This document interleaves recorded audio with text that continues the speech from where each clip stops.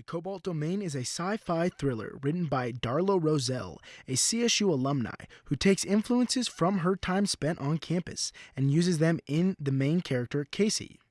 Is incredibly curious. She asks questions when she's not supposed to, and she asks for answers that she's not supposed to know. And so in many ways, she is like the journalism student that we all want to be or aspire to be.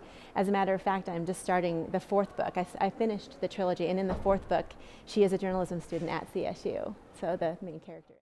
The idea to write a book came from Roselle's son Max, who got tired of hearing the same stories over and over from her before bed.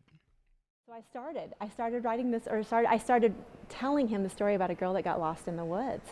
And every night, rather than reading a book, he wanted to know, well, what's going on with the girl that's lost in the woods? And so I continued to tell this story. And one night my husband listened in and he said, what story are you telling him? I've never heard this story before.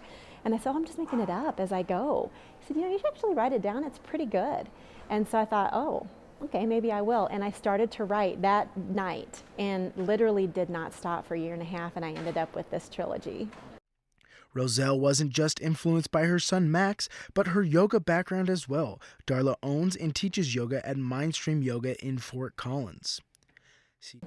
Teaching a yoga class and doing it, hundreds and hundreds of times, I realized I can make up a story as I go along, and every single day make up something different, something more, new things, a twist on things. And that's how I gained the confidence to be able to write this book.